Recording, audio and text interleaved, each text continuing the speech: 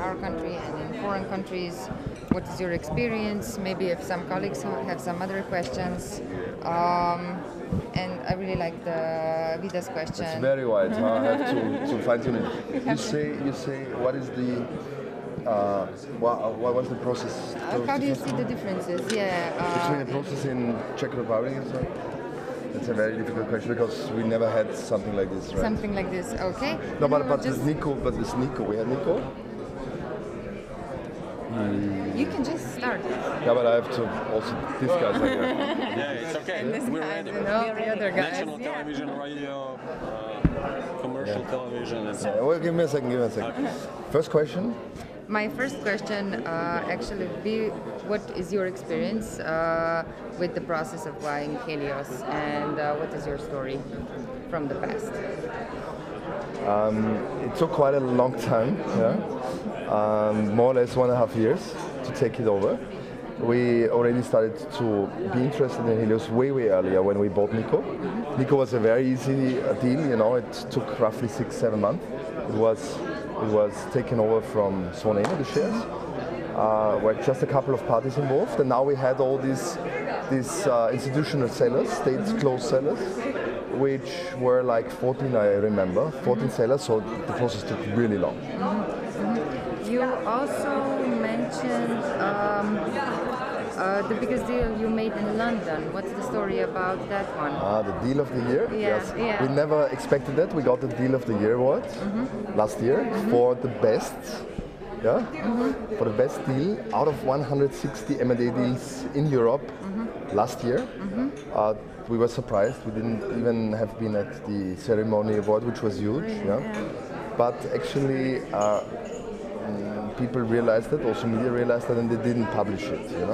But I think we can be proud because, they say it's a deal in a very difficult environment. 2013, Slovenia was almost under the umbrella, and nobody wanted to invest. And we brought 270 million fresh money into Slovenia. So they saw that, and we got an award for that. Congratulations. When you look back, one of the questions we heard, are you still satisfied with your decision about Helios? Would you choose the same choices? Would you make the same decisions? Yes. Minister Dragonia said, or State Secretary now, Dragonia said,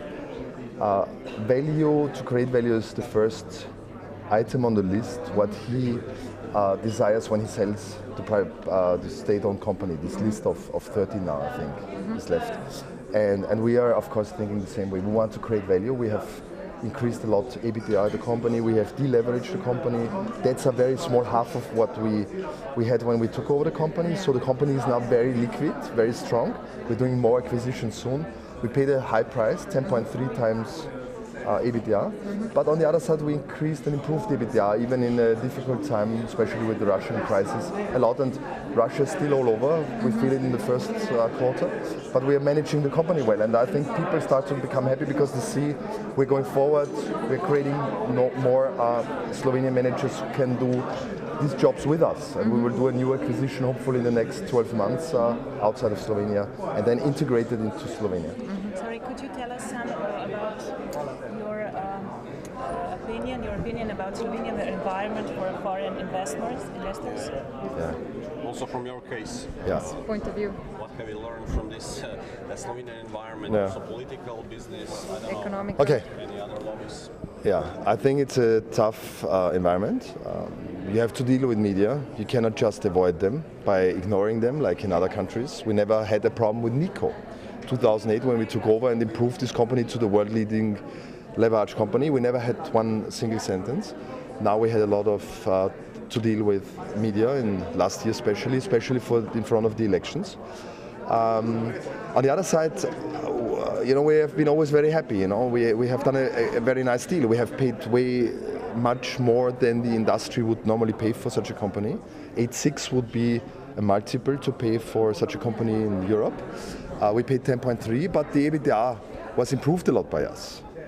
By being more efficient, cutting stupid things, cutting costs on every possible place, and improve the pricing and improve the raw material situation. So we really have turned every little screw, and we have improved the company and the value of the company a lot in this 1 year.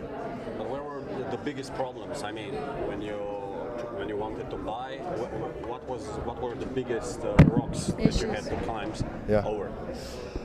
We were a lot discussing with the unions, right? And actually, we realized over the time that the participation in the unions went down a lot in the last years. We try now to motivate the people to be in the union because we are very happy if they elect the right representative.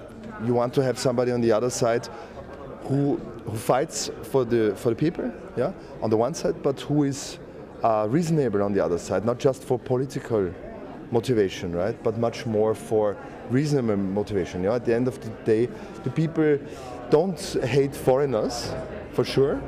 You know, they are happy. They just need to understand why and what's going on and where is the train going to. And I think we have created an excellent company. You know, when we came, it would have been impossible for us now to take over maybe another Western European company where you have like old, traditional, grown, well-paid managers. Today, we believe that we have a lot of younger talents. We have a lot of older guys who have changed dramatically in this 1 year. This is also possible, also in Slovenia, who are able to give order to a German manager, for example. That would have been impossible 1.5 years ago. So we'll do hopefully more acquisitions in the next 12 months. Are you satisfied with the tax system in Slovenia? I would say this is seriously now. This is the least difficult. This is the least difficult challenge for us. On the other side, I have to tell you, our managers who earn more, they are not happy. You know, to be frank, they would desire to have a fairer situation also for higher paid salaries. And I think it's important to be able to pay more and to have more net. Also for people who earn more, I think it shouldn't be just a social system. Because on the other side, people will not be motivated, and there are for sure people who are carrying more weight on their shoulders than others. And also we tried really to change when we distribute bonus, for example, or when we pay extra money, we try to make it on performance. That was never used to be done before, right? And we want to change the system because we think people who work harder deserve to get more, and people who are not working so hard can also be in the company, but they should get a little bit less. That's the principle. You also mentioned the role of the supervising boards in Slovenia in the privatization process. What is your opinion on that one? Could you elaborate? It's a very good question. I believe that the role of supervisory board members is not perfectly understood in Slovenia. You know, people are doing that because somebody has to do it.